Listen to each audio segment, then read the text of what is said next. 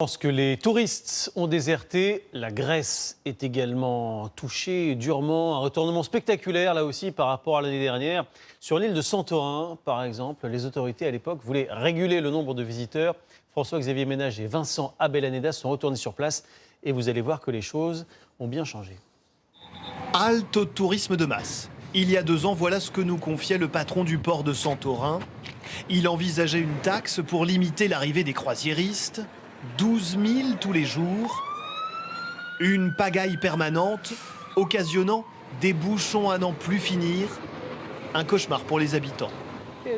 Aujourd'hui, le constat est diamétralement opposé.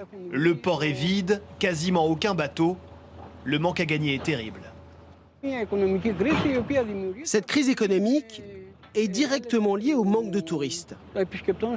Or, le tourisme est un facteur essentiel au bien-être de notre île. Le trésor de Santorin, qui fait se déplacer 2 millions de touristes chaque année, c'est le village d'Ia et son légendaire coucher de soleil.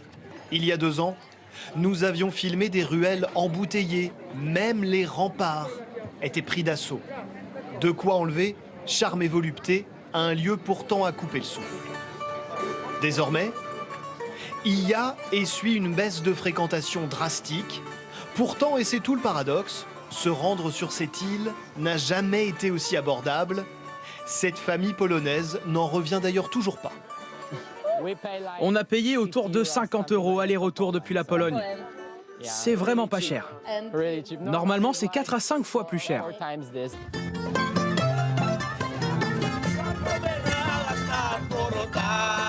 Ce couple de Français a pris des billets le 1er juillet, le jour où la Grèce a rouvert ses frontières. Pour nous, vraiment, c'est le top.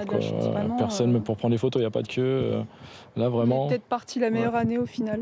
Avec seulement 200 morts liés au Covid, la Grèce a su contenir le virus et impose désormais aux touristes des tests aléatoires dès l'arrivée à l'aéroport. Résultat, ça rassure ceux qui souhaitent poser leurs valises ici. Franchement, il n'y aura pas plus de cas qu'en Ile-de-France, donc moi non. On s'est dit qu'on allait respecter les gestes barrières, que par rapport à toutes les règles qui s'imposent dans le pays, qu'on allait les respecter. Santorin est une destination très prisée des Américains et des Chinois, restés chez eux à cause du coronavirus. Plus encore que les commerçants, les plus impactés sur l'île, ce sont les hôtels, avec des baisses de réservation qui vont jusqu'à moins 70%. Dans cet établissement de 21 chambres, le taux d'occupation est de 40%. Une petite prouesse, vite explicable. Les chambres sont bradées à moins 50%. C'est notre meilleure chambre, avec notre plus belle vue. Personne à la piscine, calme absolu. Alors que l'an dernier, le planning des réservations était complet des mois à l'avance. Cette fois, c'est le contraire. Chaque jour qui passe, ce sont des clients en moins. Voilà le classeur pour septembre. 5 réservations pour le moment. Il y a beaucoup d'annulations. Tous les jours, il y en a.